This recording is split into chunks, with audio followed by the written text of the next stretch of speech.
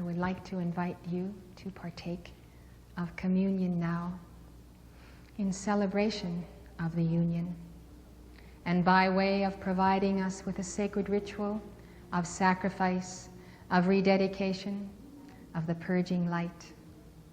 As you come forward to receive communion, won't you rejoice in the opportunity to once again lay upon the altar of God a portion of self, to be emptied that you might be filled truly and literally with the body and blood of the Lord Jesus Christ. Truly one drop of his blood, truly his very flesh, is the substance that he placed upon the altar and upon the cross for the transmutation of the manipulation of the children of the light, of their genes and of their chromosomes, with the seed of rebellion. As we look up across the face of the earth, we see that the light bearers have been penetrated with seeds of rebellion. And this is why there is a wrestling by the angels of the Lord with the light bearers themselves as they go after those seeds of rebellion.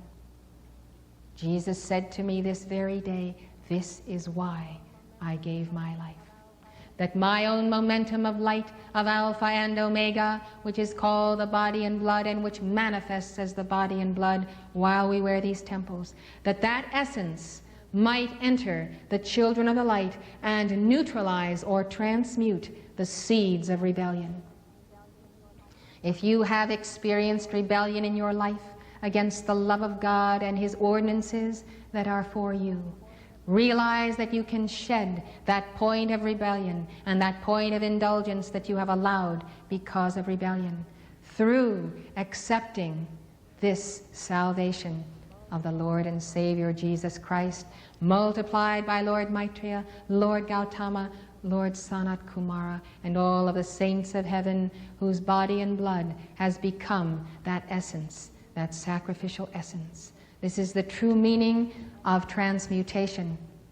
And in connection with communion, it is called transubstantiation, whereby through the invocation of God, we accept that the wafer and the wine becomes the focal point of the charge of Alpha and Omega of Jesus, and through Jesus of our own mighty I Am presence. And because this course is through our veins and consciousness and mind and heart, we receive the essence of his sacrifice, his crucifixion, his resurrection, and his ascension. There is no other light, no other promise, no other way that we can rise in attainment than by this communion. And we know that our communion in God is always by the Word made flesh in the blessed teachings and dictations of the ascended masters. And this ritual affords us in the walk to the altar the opportunity to, in our hearts and in the secret chamber thereof, confess our sins and come out of our Sunday service free, invigorated, strengthened, ready to deal with our weak. God bless you. Let us stand for the blessing of the bread and the wine. May I have the chalice, please? O eternal God, thou who art one with all life, with the blessed consciousness of every one who has ever lived upon the planetary body and held sweet awareness of thyself, thou who hast broken the bread of life in the midst of the earliest temples of the brotherhood, thou who hast showered upon mankind awareness of thy kingdom, of other worlds, of the strange and beautiful beauty that is in thy consciousness. Be now, Father, Mother, eternal God, unto each one of us. Help us to hold gentle awareness of thy perfection working in these walls of time, and serving to remind us that we can indeed make our lives sublime. For thou hast already prepared the matrix of perfection and endowed each heart and being with that matrix. Forgive us for our errors, the tragedies that we have created as we have gazed upon darkness rather than light. Help us to the newness of discovery of that rainbow of promise shining just beyond the bend in the wall of time. Let us see that hope is everywhere, that hope is real tonight for our world, regardless of the appearances of tragedy and takeover and the thrusts of the denizens of darkness. Reveal to us thy light, thy sweet and subtle light, that shineth greater than any light that has ever shone upon land or upon sea.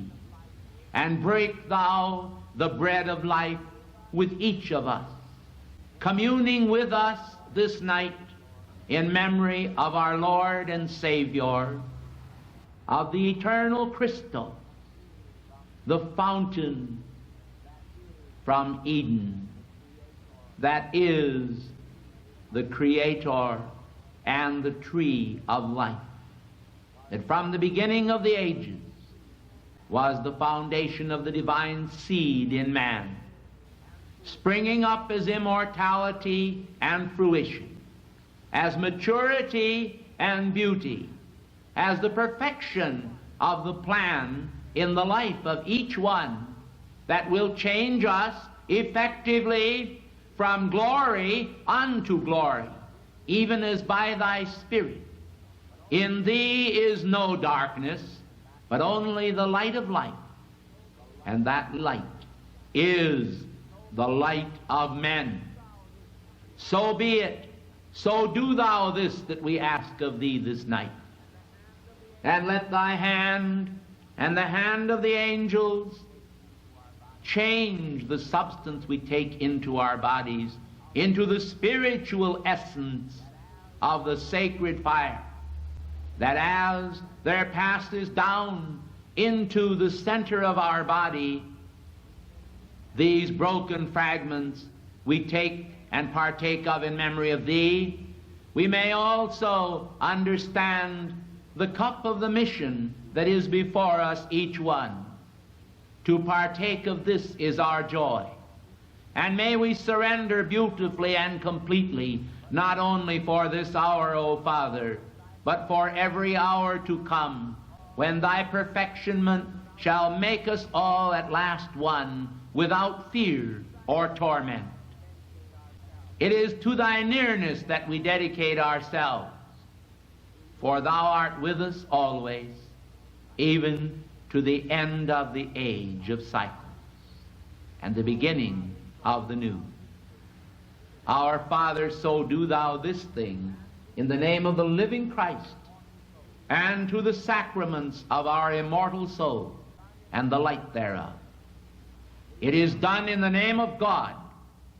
It is done in the name of Christ. It is done in the name of the brotherhood eternal. So be it. In the name of the I am that I am, beloved mighty I am presence, Lord God Almighty, Alpha and Omega, beloved Helios and Vesta, receive now each supplicant, each devotee and communicant of thy word who comes forth.